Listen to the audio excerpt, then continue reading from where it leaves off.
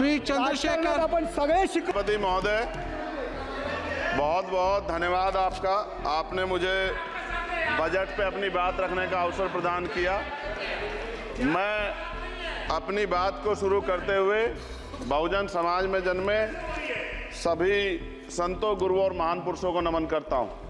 साथ साथ मैं भारत की महान जनता का भी धन्यवाद करता हूं कि उन्होंने लोकतंत्र की रक्षा इस बार की है।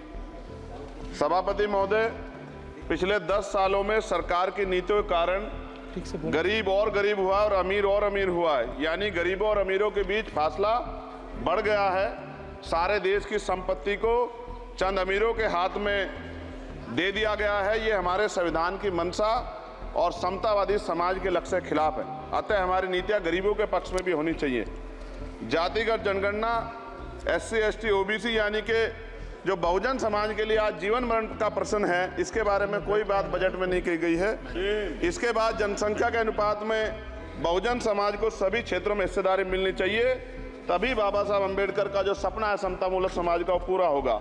महोदय, एक ऐसा विकसित भारत है जिसमें आज भी सफाई कर्मचारी को पक्की नौकरी नहीं मिल रही है और उसको गटर में उतरने के लिए मजबूर किया जा रहा है। उनके लिए कोई अलग से बजट नहीं है। बजट बन सकता है अगर सरकार चाहे। SC, ST को जो सब प्लान मिलता था, SPC का जो पैसा मिलता था, वो बजट से हटा दिया गया है। साथ साथ देश के स्तर पर आशा, आंगनबाड़ी, भोजन माता, ग्राम सेवक, PRD जवान, होमगार्डों के मानदेय में बढ़ोतरी नहीं हुई है। ऐसा कुछ भी नहीं दिख रहा है कि उनके जीवन में खुशहाली आ जाए। इनका मानदेय बढ़ना चाहिए। विधवा, वृद्धा, विकलांग पेंशन प्रत्येक महीने 500 रुपये से बढ़ाकर 5000 रुपये की जानी चाहिए, क्योंकि महंगाई बढ़ रही है। देश में प्रधानमंत्री जन कल्याण योजना के तहत SC, ST, OBC और मुस्लिम को कितने घर दिए गए, इसका कोई आंकड़ा सरकार के पास नहीं है। देश में इसी तरह SC, ST, OBC के लिए कितने परिवारों को शौचालय की व्यवस्था कराई गई। आज भी सिद्धार्थनगर जैसे जिले और तमाम जिले जो हैं, वहाँ शौचालय की व्यवस्था नहीं है। इस पर ध्यान देना चाहिए। देश भर में SC, ST, OBC के जो रिक्त पद पड़े हुए हैं, बैकलॉग भरना चाहिए। सरकार ने कुछ नहीं कहा। ये कैसी विश्व की 5वीं अर्थव्यवस्था है जिसमें आज भी SC, ST पे अत्याचार हो रहा है, महिलाओं के साथ रेप हत्या हो रही है। NCRB का डाटा पढ़ेंगे तो खून के आंसू रोने पड़ेंगे। युवा बेरोजगार है, सड़कों पे 80 करोड़ लोगों को 5 किलो राशन में जीवन यापन करना पड़ रहा है। जो बजट SC, ST को मिलता है, मेरे दाएं तरफ जो साथी बैठे हैं उनको बुरा लगेगा, कर्नाटक में 14,732 करोड़ रुपए इन्होंने दूसरी योजना में लगा दिए और मध्य प्रदेश में आपने 95 करोड़ रुपए जो है दूसरे बजट में लगा दिए। हमारा जो मिलता है उसको तो मत छीनो भाई। MSP की लीगल गारंटी कोई बात नहीं हुई है। किसानों को जो 6,000 रुपये मिलते हैं उसको बढ़ा के 12,000 रुपये करना चाहिए और फसल बीमा जो है उसका सारा प्रीमियम सरकार भरे, किसानों पे बोझ ना लगे। रिजर्वेशन ही प्रमोशन में लागू नहीं किया गया, पुरानी पेंशन को बहाल नहीं किया गया, इस पर चर्चा नहीं हुई। देश में मनरेगा समय न्यूनतम मजदूरी की दर 700 रुपये होनी चाहिए। समान काम समान वेतन पॉलिसी लागू होनी चाहिए। जो रसोई की चिंता करते हुए 500 रुपये प्रति सिलेंडर से ज़्यादा के दाम नहीं होने चाहिए, जो महिलाओं को राहत मिल सके। बिजली के दामों में भी कमी होनी चाहिए। बेरोजगार युवाओं को 5,000 रुपये भत्ता मिलना चाहिए, जो बेरोजगार युवा जो है अपनी पढ़ाई या अपना खर्चा उठा सके। मैं अपने क्षेत्र के विषय में महोदय आपसे कहना चाहता हूँ कि पश्चिम यूपी में नगीना में एक एम्स बनना चाहिए, एक IIT बननी चाहिए, एक IIM बनना चाहिए। नगीना लोकसभा में उद्योग धंधे लगने चाहिए। नगीना की कताई मिल जो है उसको पुनः शुरू कराना चाहिए।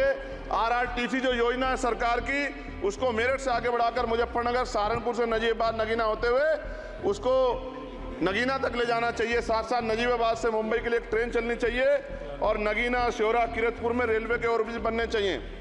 सभापति महोदय, सामाजिक न्याय मंत्रालय को 13,000 करोड़ रुपए दिए गए और जनजाति कार्य मंत्रालय को 13,000 करोड़ रुपए दिए, कुल 26,000 करोड़ रुपए। जो कुल बजट 48.20 लाख का लगभग 0.54% है, जबकि हमारी संख्या 25% से ज्यादा SC, ST की और बहुजन समाज की मिलाओगे तो 85% से ज्यादा है। और हमारे विकास के लिए सरकार 1% बजट 1% पैसा खर्च कर रही है, जो मिलना हमें चाहिए, जबकि मिलना हमें 25% चाहिए। ये ऊंट के मुंह में जीरा के समान है, कहावत हमने बहुत दिन सुनी थी। पिछले लंबे समय से हमारे साथ धोखा हो रहा है, लेकिन अब ये नहीं चलेगा। चंद लोगों की तराजू से देश के संसाधन नहीं बटेंगे। इस देश का बहुजन समाज बर्दाश्त नहीं करेगा। संसाधन का बंटवारा संख्या के आधार पे होगा।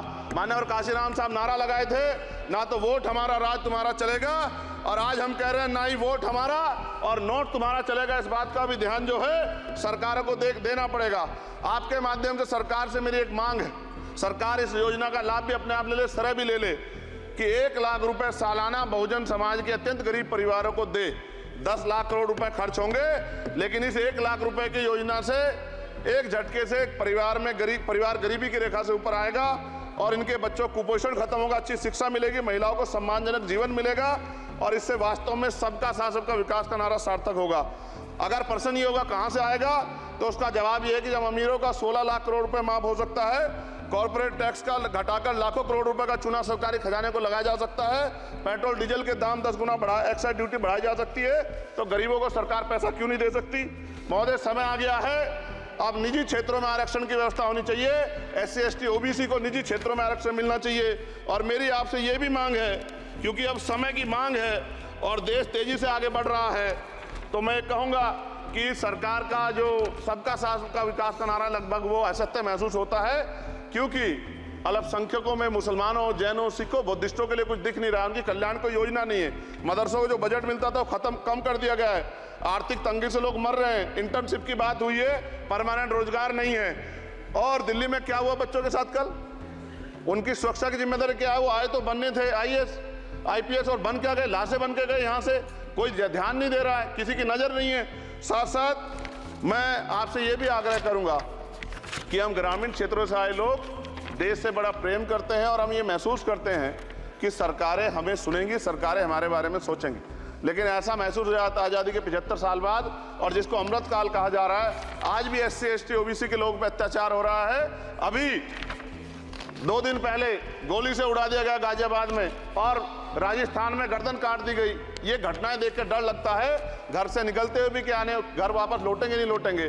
तो मेरा सरकार से आग्रह है, अगर आज़ादी के 75 साल बाद भी हमारी हत्या हो रही है, तो हमारी मां को भी दर्द हुआ होगा जब उसने हमें पैदा किया हो, हमारी बहनों को भी हमारे खोने का दर्द होता होगा। कैसी कानून व्यवस्था है आपकी, सब कुछ है आपके पास, फिर भी जो है महिलाओं पर रेप नहीं रोक पा रहे हो, हत्याएं नहीं रोक पा रहे हो, गरीबों, दलितों, पिछड़ों, किसानों, मजदूरों की जान नहीं बचा पा रहे हो। किसान सुसाइड कर रहा है, नौजवान सुसाइड कर रहा है, और बड़ी बड़ी बातें होती हैं, इधर भी अच्छे लोग हैं, इधर भी अच्छे लोग हैं, लेकिन अच्छाई तब होगी जब जमीन पे भी कुछ काम दिखाई देगा। और जमीन पे महोदय कोई काम दिखाई नहीं दे रहा है। जब कोई योजना की बात आती है तो सरकार हमसे मुंह मोड़ लेती है। आप बताइए, एजुकेशन का बजट कम कर दिया, हेल्थ का बजट कम कर दिया। मैं अपने क्षेत्र में गया तो आप विश्वास कीजिए, डॉक्टर नहीं है, स्कूल में मास्टर नहीं है, और कोई भर्ती ऐसी नहीं जिसका पेपर लीक नहीं होता है। तो देश किस तरफ जा रहा है और इसमें नौजवानों का भविष्य क्या है, इसके बारे में भी हमें चिंता करनी चाहिए। और अंत में अपनी बात को खत्म करते हुए मेरा आपसे आग्रह और आपके माध्यम सरकार से आग्रह है कि यहाँ बाहर बाबा साहब अम्बेडकर की मूर्ति लगी हुई थी, वो करोड़ों लोगों की आस्था से जुड़ा विषय है, और आप विश्वास करो इतना गुस्सा है उसको लेके।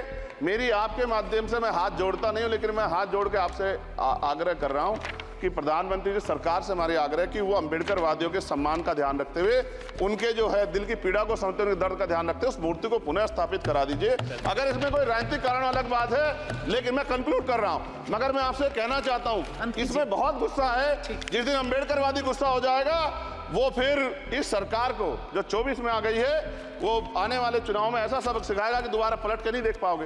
तो मैं आपका धन्यवाद करता हूं और मुझे विश्वास है कि सरकार मेरी बातों पे गौर करेगी और गरीबों के बारे में सरकार सोचेगी, गरीबों को आगे बढ़ने के अवसर प्रदान होंगे। धन्यवाद।